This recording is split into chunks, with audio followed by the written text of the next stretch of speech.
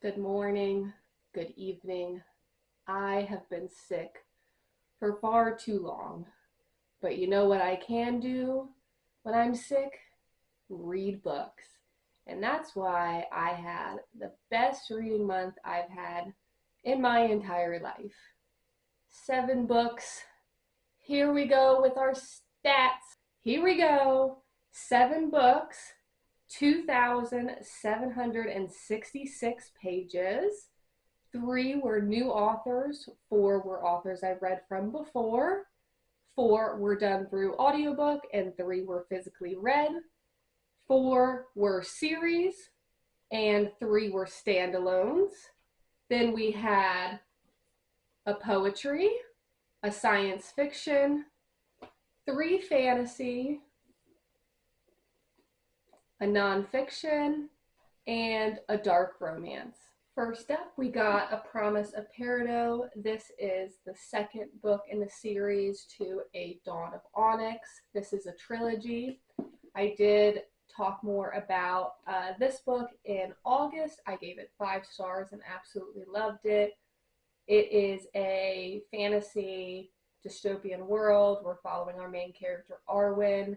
She is going to the Onyx Kingdom to be a healer for them, and she is adjusting to her surroundings, learning a lot about the world that they're in because she was very sheltered before, and so she's learning a lot. She's making friends, and without giving anything away, she finds out something at the end of this book that leads us into the second book. The second book is definitely a progression of plot from what we find out at the end of the first one, and this is our main characters going on an adventure to find a item that they need to succeed at this battle that they're going to eventually encounter.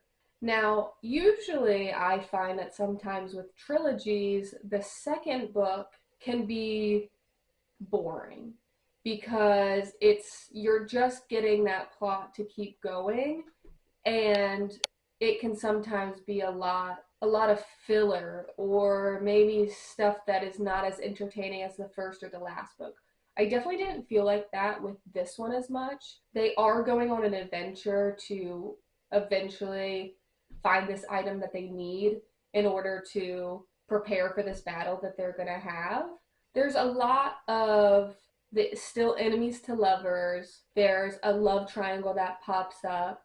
And I'm usually not a love triangle person, but it wasn't overdone, so that was good. It had shocking moments, heartbreaking moments, and even at some points I was definitely on the edge of my seat, not knowing what was going to happen. The ending of this definitely shocked me. I did not see that coming. I thought it was going to take longer for us to get to that point, but it actually happened a lot quicker, which made this book not the dreaded, boring middle book. The cliffhanger definitely made me very excited to start the third one, and I have started it already, so I'm hoping to finish that in November. So I'm excited to talk about it, but I did give this one 4 stars, so not as high as the 5-star of the first book, but I still very much enjoyed this book. It was very entertaining. I read it very quickly. I thought it was a great addition to the series. Next up, we got our dark romance, Den of Vipers by K.A. Knight. If you know what this book is, if you know, you know. This book is crazy. It is a little bit bonkers, and I got recommended this, so I didn't know anything going in, and I know now. I know now what this book is filled with.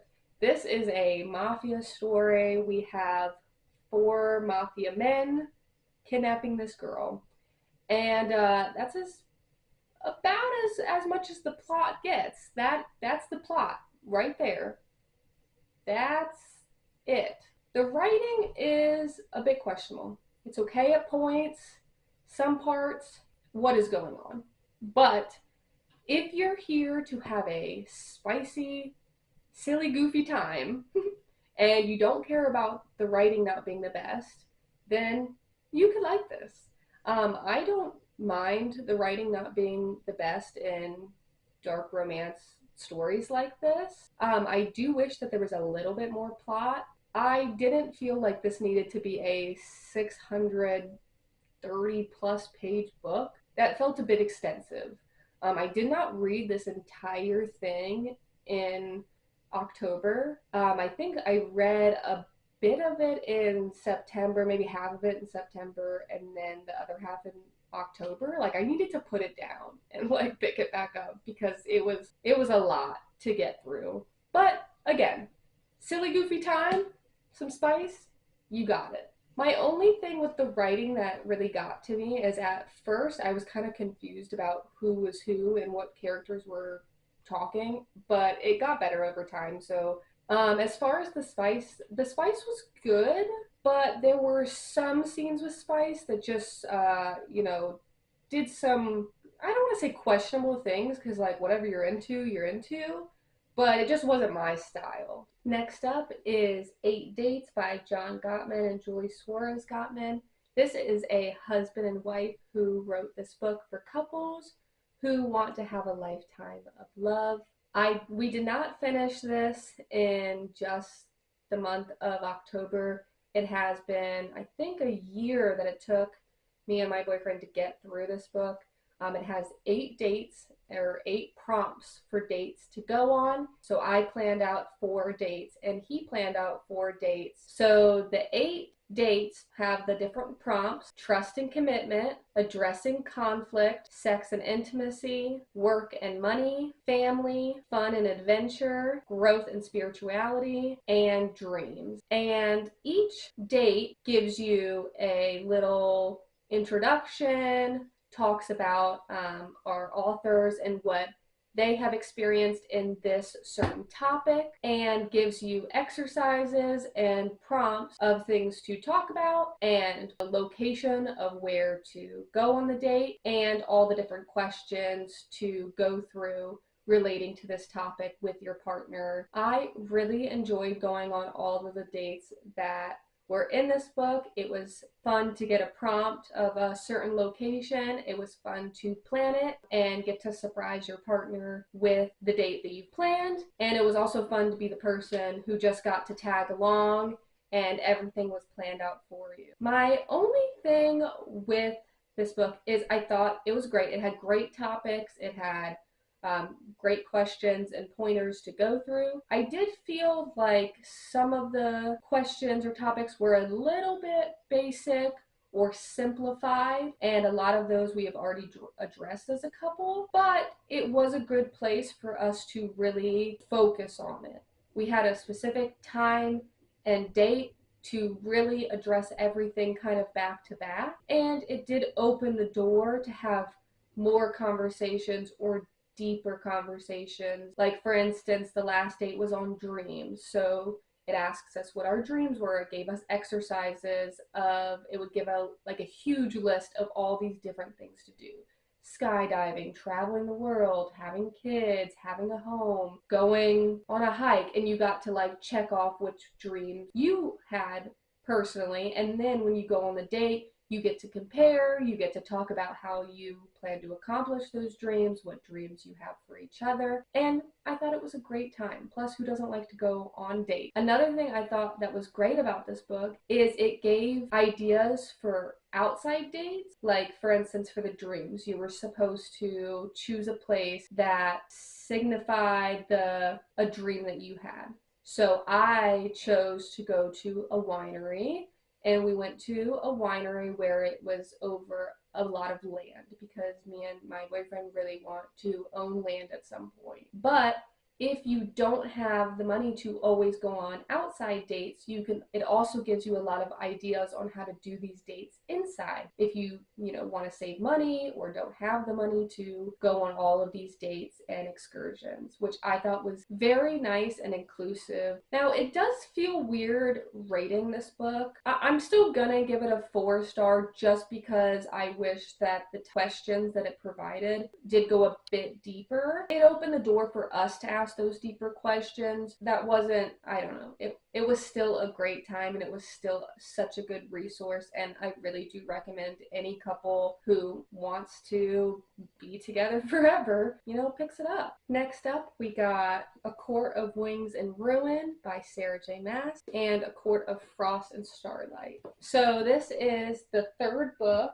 in A Court of Thorns and Roses series. This is a fantasy story about Feyre. She is a human who finds herself in some trouble with some fairies, and pretty much the plot thickens from there, but without giving anything away, can't really say anything else about this. Going into the third book, based on what happened in the second one, A Court of Mist and Fury, I was very worried about what was going to happen in this book. I'm glad I didn't let that stop me, because I was definitely not correct in what I was worried about, so that was great. We start off with Feyre being a strong, independent lady. She is getting her short and sweet revenge story, and she's manipulative and gets what is coming to these people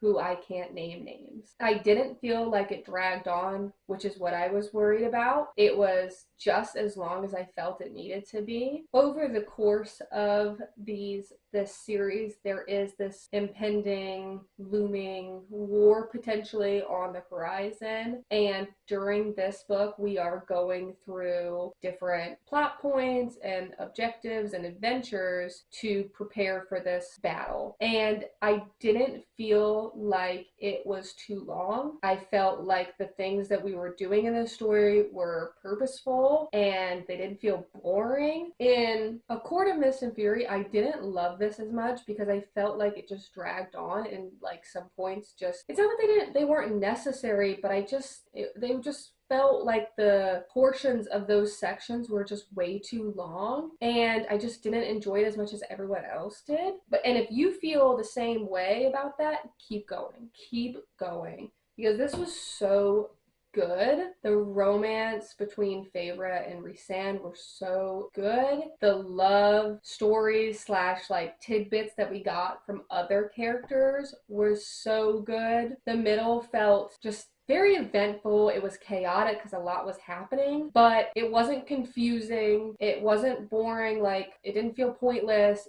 Everything felt it needed to be there, and I really, really liked this one. The ending, I cried a little bit at the ending, even though I saw it kind of coming, and it kind of, you know, wrapped up, I guess, at the end. I did not see it coming, and I just really liked this one. I'd say this one is my favorite out of all three so far. I did give it 5 stars, and it was a good time. If you didn't love the first two as much as like everyone else in the book community loved it, keep going. I promise. Keep going. I also finished A Court of Frost and Starlight in the same month, because pretty much these should just be the same book. I mean, I get why Sarah J. Maas didn't put these in the same book, because this is already a 700 page book, but this pretty much is just the last 5 chapters of this book. You know, after what happens in this one, we pretty much pick up exactly right there. And for the people out there who just love these characters and just want to spend time with them after like the main event happened and just kind of see how they're coping and what they're doing to get back to normal, that's essentially what this is. So no, it doesn't really have a plot to it, and I can understand why a lot of people don't like this book, because there's not really a purpose to it. But I do feel like you should still read it, because 1, it's super short, and 2, it does further progress the character development for the 5th one. I just would recommend, don't leave too much time between finishing this and reading this. Like, read them pretty back to back. If you wait a super long time from this book to this book, you're also not going to like it very much, because you're going to be out of the like emotional turmoil that this has put you in, and this is like a chaotic tornado, and then this is like a nice warm cup of coffee after the chaos happens. And it's just like, it gives you that nice little hug and you're like, oh, everything's better. I feel great knowing that everyone's doing okay. And that's why I loved it. I gave it 4 stars. I didn't give it 5 stars because technically it didn't have a like full plot to it, and it was very short. I want, like, as the person who likes the characters and wants to just be with them, I wanted more. But that's kind of what this book was for. It wasn't meant to be an entire separate novel, which is why people consider this book 3.5 instead of technically book 4. Teach their own. Just read them kind of at the same time. Well, not at the same time. Back to back, very quickly, and you'll enjoy it a lot more than putting a lot of time between them. It's getting harder to talk, and the coughing is definitely ramping up, but now I have tea, so I should be okay. My favorite tea is the Earl Grey black tea with 1 sugar cube and a lot of honey. It is so good. And I got it in my little mug. My little tea bag is getting held by my little snail, and it's super cute. So we're on to the next book. The next book up is The Block by Ben Oliver. This is the 2nd book in the trilogy, The Loop. I read The Loop back in September and gave this one 4 stars. I did compare this dystopian world to the Maze Runner or the Divergent series, and I definitely still stand by that. This one, we follow our main character, Luca, who is in a prison called The Loop, and the prison is run by artificial intelligence, or AI. The inmates are subjected to these medical trials.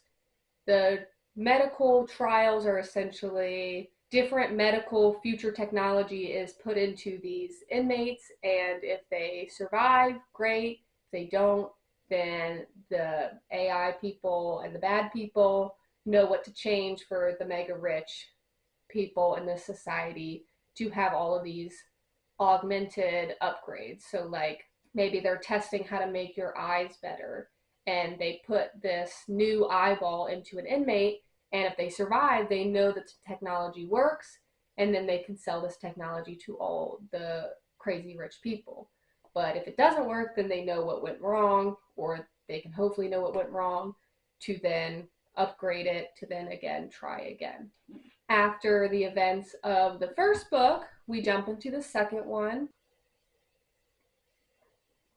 Luca finds himself in more bad situations. He's trying to fight off this AI.